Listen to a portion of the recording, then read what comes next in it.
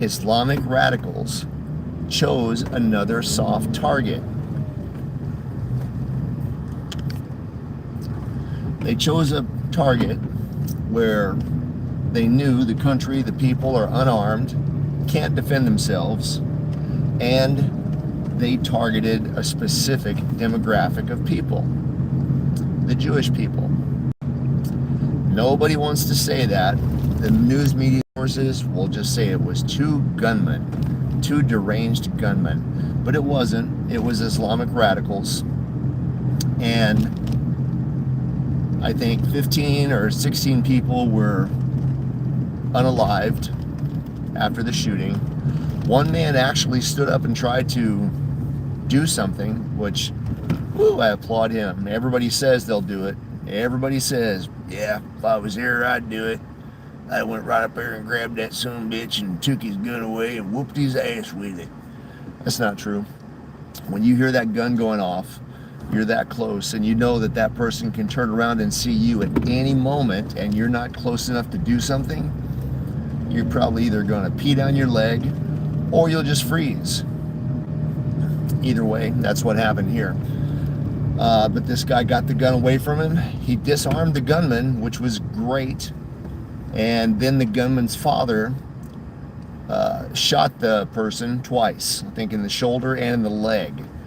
Now, here is where training is important. Now, you guys understand me, because I know everybody in the gun world, nobody wants to train. Everybody has this delusional belief that, man, I'm good enough with my gun. I would just rise to the occasion. Don't need training. I would rise to the occasion. I would handle that threat. I would take care of it. And that's nothing but bull. If you look at the entire footage, the son, the younger gunman, was running that bolt action like it was his job, putting one round after another at his targets. And that should frighten every one of you who doesn't train. Every one of you. Another thing that should bother you is the fact that there were 4 police officers on site. 4. Maybe 5. And you know what they did? Absolutely nothing. And the reason they did absolutely nothing is because they were unarmed. So, unarmed police officers, first of all, police officers aren't coming to save you. At most, they're going to draw the chalk line around you after the incident has taken place.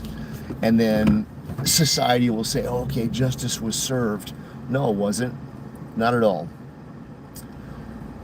Police officers, many of you probably know some, they are not trained for this.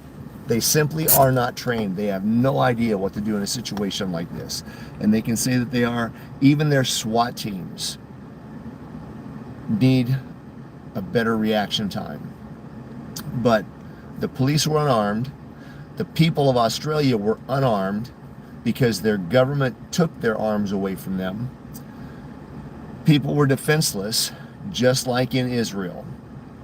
Now everybody talks about, oh, Israelis carrying guns on the street. Those aren't typical Israelis. Those are soldiers. Even though they're dressed in civilian clothes or dresses or whatever, and you see them at parties, they're soldiers. And the people in Israel also, just like Australia, do not have the right to keep and bear arms. So think about that.